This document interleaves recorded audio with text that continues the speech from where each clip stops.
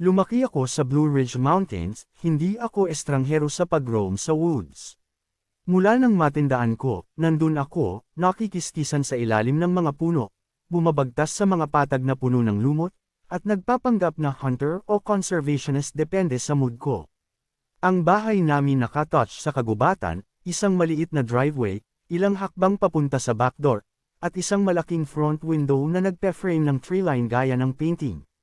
Doon ako lumaki, doon ako natutong manood, USA, raccoon, coyote, kahit black bear minsan, laging may sariling palabas sa likod ng bahay namin. Pag-uwi ng school araw, dala ko lagi yung malaking yellow bag ng animal feed. Kailanman, hindi ako naman professional hunter, ang dad ko ang may gear pero ginagamit ko yun para maka-attract ng wildlife. Ipapakalat ko sa clearing at magtatago ako sa likod ng log o sa ilalim ng mga dahon para makita sila up close. Bawat galaw nila ay may dahilan, bawat sniff o pagnganga ay isang maliit na aral tungkol sa wildness. Hindi ko maiwasang isipin na bahagi ako ng landscape, hindi lang nanunood, kundi nakikibahagi. Si June, o Hunyo, iba. Pareho kaming taga mountain towns pero magkaiba kami ng pulso, she was scholar, ako naman ang grinning fool who could charm numbers out of girls' heads and write their phone numbers on my arm like trophies.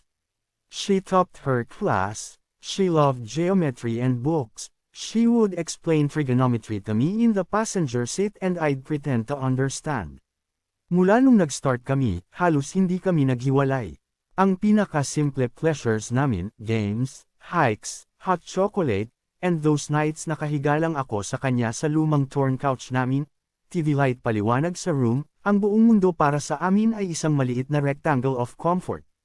Pero may isang bagay na hindi nawala, ang pakiramdam na may nakatingin. Hindi siya constant, parang isang edge ng katawan na biglang nag-twitch kapag may hindi inaasahang bagay. Madalas kapag nakaharap kami sa front window, may gustong sumilip mula sa dark line ng puno.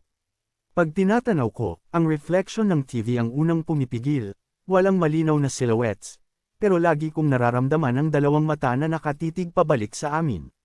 Minamakaako ko sa sarili ko na malahong paranoia lang, June would laugh it off and call me overdramatic. Pero yun nga, paranoia had a shape. First actual sighting, isang grupo ng USA, 4 o 5 heads grazing, isang ordinaryong mountain scene. Natawa kami, nilapitan namin ng konti. Sila yung mga moments na pinakamasaya kami, ako pointing, June going, oh, kami na parang cartoons of ourselves. Tapos may isa na lumabas mula sa treeline, malalaki ang antlers, mas muscular, at karamihan ng bagay about him was wrong. May pagka-stiff ang gait niya, parang puppet na sinusubukan kumilos. Ang leeg niya parang may deformity na hindi natural. Hindi siya tumakbo, hindi din siya nagpanik, tumingin lang siya directly sa akin. Parang may weight ang kanyang stare, parang pwedeng sukatan ang buto mo. Tinawag namin siyang Argus dahil lumaki sa aming utak na parang bantay Bravo siya. First it felt like a curiosity, Tara, may bagong USA na makikita.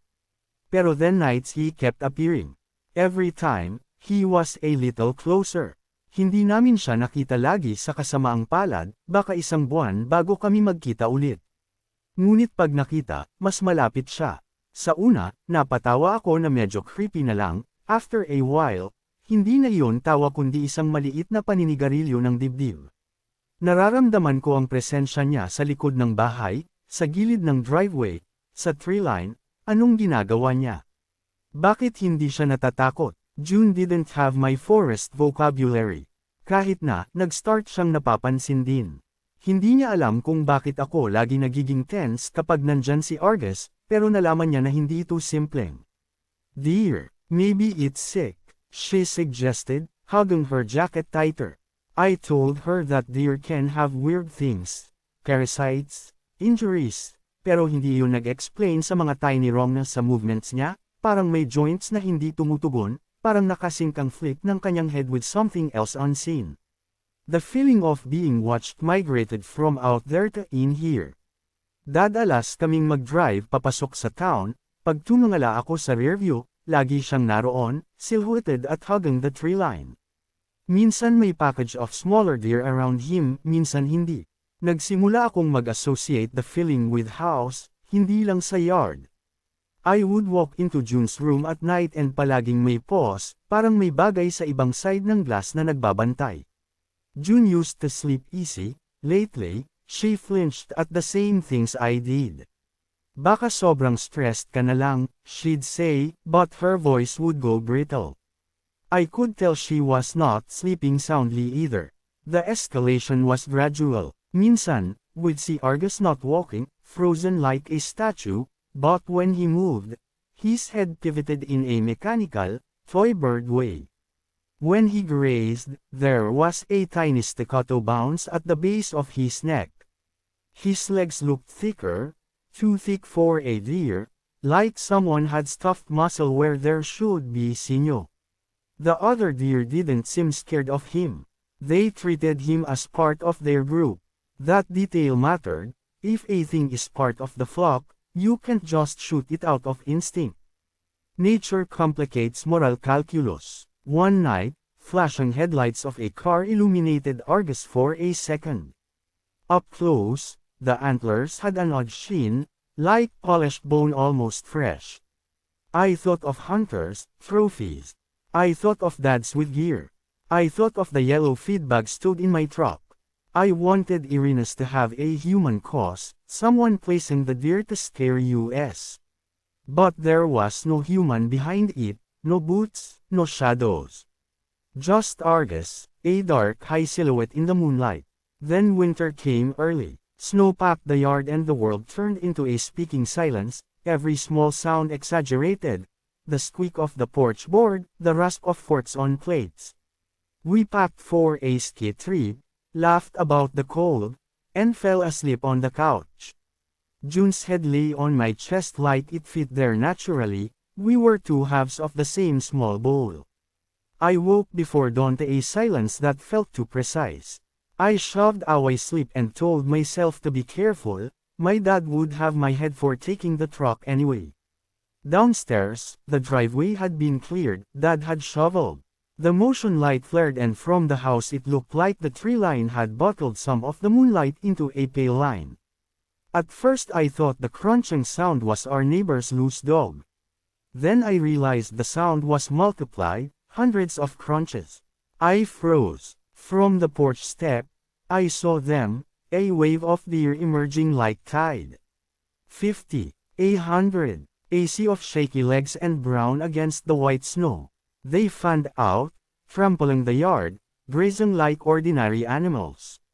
But near the tree line, Argus stood at the edge, horns high, as if he had a territory to guard.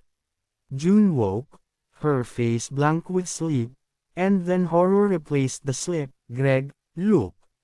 She climbed down, trembling. Up close, the herd made the yard look small. Their eyes reflected the porch light and the house looked like a stage set. Argus was far back hugging the line of trees, but his antlers were visible. He was the biggest silhouette. He didn't run when we approached, he just watched. The hair along my arms prickled. Then something worse. In the middle of the snowpack, where footprints should have been, there was only a single trail of deep, irregular prints leading into the tree line. We followed because we had to know. We followed because you follow things that matter. This was June's home. If the thing we were most afraid of touched her, I needed to know. The prints were not only hoof marks, some looked like imprints of hands, others like deep gouges. They were not sized like a regular animal. June, I said quietly, my voice nearly breaking. There was no reply. The forest swallowed sound like an animal swallows meat. The trees had closed like teeth. I was suddenly painfully aware of how small my jacket was against that cold. I wanted to shout for help. I wanted my dad. I wanted the world to be ordinary again. I had no plan other than to move forward. I took my phone, flashlight on. The light cut through the dark, but only just. It was like bringing a teaspoon of sun and expecting a mountain to fold into it. The prints led between two old oaks and then branched. One path looked freshly scraped, as if something heavy had pushed through scrub. I followed the scraped path. The herd's shuffling grew fainter. Every breath fogged out of me like a white animal. The deeper I went, the more trees closed in, and the snow changed from soft padding to crunchy, dense bundles. My footsteps were loud, like warnings. Then I found something that made my whole body go bone cold, a scarf, June's scarf, caught on a low branch, its threads torn, damp with snow. The color was unmistakable. My throat became sand. I called her name but the forest swallowed it. I picked up the scarf. The fibers had clung to something, like fur that wasn't quite fur. I kept moving. Deeper, the prints multiplied, and there was something else, small pieces of something, hair, but the color was wrong, almost black and oily, stuck into snow like burnt ember. The path ended at a small clearing, ringed by trees like a cathedral. In the center, a large deer's skull, antlers played like a crown. Around it, deer had arranged themselves in a loose ring, heads bowed like worshippers. Argus stood to one side, his silhouette harsher in the white light. The skull in the center had a scarf tied around one horn, June's scarf. My stomach tried to climb up into my throat. They didn't run. They didn't flee. They watched me. For a second I thought June might be inside that ring of animals, standing there laughing, calling my name, waving some silly triumph. But there was no laugh. No human shape. Only the skull and the ring. The air felt like it had weight. Then I heard shaking, soft at first, then a wet sound like someone crying into a bundle of cloth. It came from the base of one of the larger trees. I moved toward it, every step an accusation. Tucked in a crooked hollow was June's glove, one glove, and under it, a smear of red, like a thumbprint dragged in the snow. I sank to my knees. The world blurred sideways. I wanted to believe some rational explanation, a hunter, a prank, a dream. But my rationality left me like someone leaving a stage. I felt breath near me then, and it wasn't human. A muzzle brushed my sleeve, and I looked up to Argus. He was inches away, antlers towering over my head, and in his eyes I saw something that wasn't there, an intelligence so patient and endless it felt like a season. He lowered his head, and somehow I knew, without a voice, without thought, that he knew where June was. He had been waiting for me to ask. The herd shifted, and a chorus of soft nasal sounds filled the clearing, like someone whispering a language I half remembered. The hair at the back of my neck stood to attention. The ring closed a fraction. June, I whispered, the name a desperate prayer that could not be answered. Argus made a sound that could have been a reply. I reached out and touched his flank. It was warm, not winter cold, and the fur felt thin and oddly slick. For a moment his breath clouded my face. Then Argus stepped back, turned, and walked a few paces. He stopped, looked directly at me one last time, and then lowered his head to the skull in the center. The herd followed like a clockwork that I could not disrupt. In the sudden motion, I noticed a small depression in the packed snow behind the skull, like a hole. It was shallow but lined with dried grass and leaves. I crouched and peered. Inside, half buried, were a tangle of letters, June's notes maybe, folded paper, and a small red ribbon I recognized from the scarf. I fumbled the papers open with numb fingers. Most of the letters were torn, the ink smeared with damp. One page was more intact. A shaky line read, "If anyone is looking, I'm sorry." The handwriting was June's. My heart bled into my palms. I heard Argus crunch forward. I looked up. He was staring at me with a sort of verdict. In that look, I understood the worst of things. Something had taken its due, and the forest, our forest, had accepted the offering. The herd did not quarrel with it. They were not malevolent in the human sense, they were indifferent.